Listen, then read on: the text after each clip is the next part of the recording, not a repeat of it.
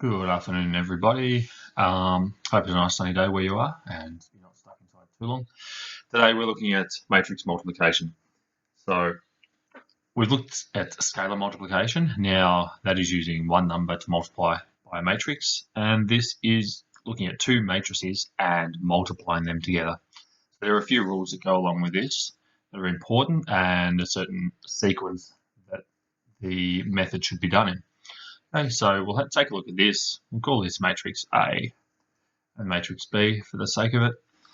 And the first thing we want to do is check if we can actually do the multiplication.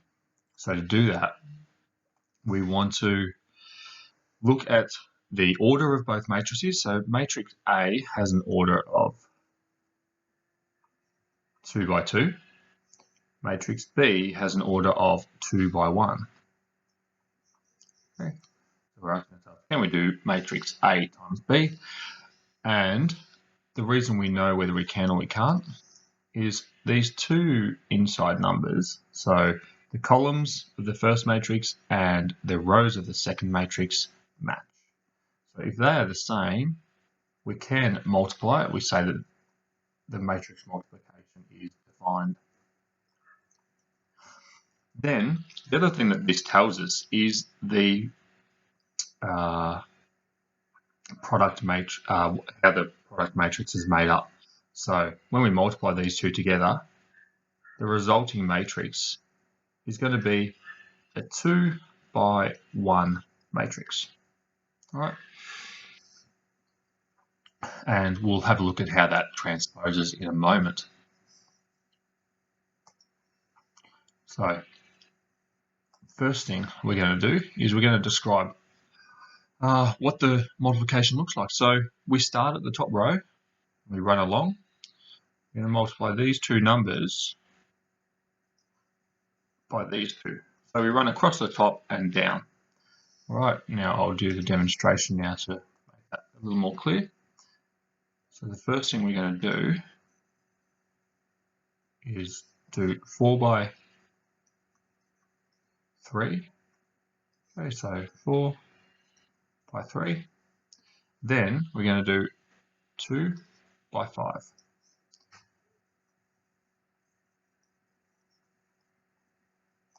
Okay. And that sequence of numbers are going to be added together. All right, so those two across the top and down. So 4 by 3, and then it's going to be plus 2 by 5. And it's important to know to understand that. So when we do the combination of this row, everything that's multiplied by, all of those are added together. So the product of each of those is added together. Then next up, we're going to look at 1 and 6, and we're going to multiply that by 3 and 5 as well. So we've got 1 by 3. So you can see I'm starting on the left-hand side, so at the top number, and then 6 by 5. So hopefully you start seeing the pattern here. We're running across here, and we're running down that first row, and those two again are added together. All right, so that's what the multiplication looks like to start with. The rows of the first matrix, of matrix A, all appear on the first row of the product matrix, so you've got 4 and 2.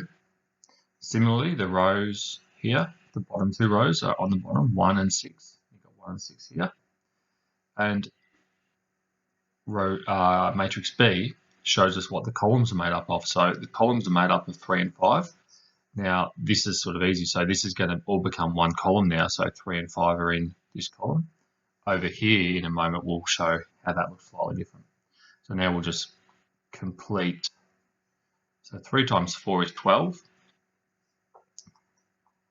And we would add that to 2 times 5, which is 10. Then 1 times 3 is 3, plus 6 times 5 is 30. It's there. And we can combine that all together to give us 22 and 33. Okay. You can see that my resulting matrix is a 2 by 1. Okay. Now over here it gets a bit more complex. So we can go, let's call this matrix C, matrix D. Do the same thing as we did earlier. We can see that matrix C is a 2 by 2 and matrix D is a 2 by 2. Are the two inside numbers the same? Tick. So that means we can actually do the multiplication. What are the two outside numbers? We're going to end up with a 2 by 2 product matrix. All right. So again, the similar principles apply, but we're going to do it twice, and I'll explain that in a moment. So we're going to do 3 and negative 2, and that's going to be multiplied by 4 and 6. Then we're going to do 3 and negative 2 again, and that's going to be multiplied by 2 and 7. Okay, and we'll repeat a similar pattern for that bottom row. So let's go. Mix anything up.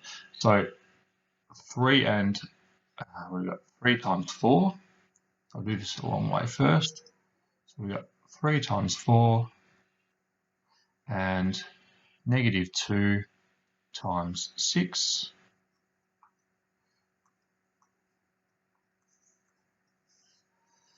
Okay, so I've done row 1 of the first and column 1 of the first. Then I'm going to do row 1 of the first matrix, matrix C, and column 2 of the second matrix. Okay, so I'm going to do 3 times 2, and we will add that to negative 2 times 7. Okay, so that's row 1 and columns 1 and 2 done. You can see that once we've done that, once we've completed row 1 and done it twice, then row 1, we've got all of row 1 of our resulting matrix done, and we've got column 1 and column 2 of our resulting matrix done as well. Now we'll drop down to the next one, and we're going to do the same pattern. So row 2 multiplied by column 1 first. So 1 times 4 plus 0 times 6. Then we're going to do 1 times 2. 1 times 2 plus 0 times 7. Okay, so we can see that for the first matrix, these elements, 3 and negative 2, all appear in the top row. 1 and 0 are in the bottom row. And similarly for the second one, 4 and 6 are all in 4 and 6 are all in the first row of our resulting matrix, and 2 and 7 are in the second row of our resulting matrix. All right, so I'll start cleaning this up a little bit. So 3 times 4 is 12.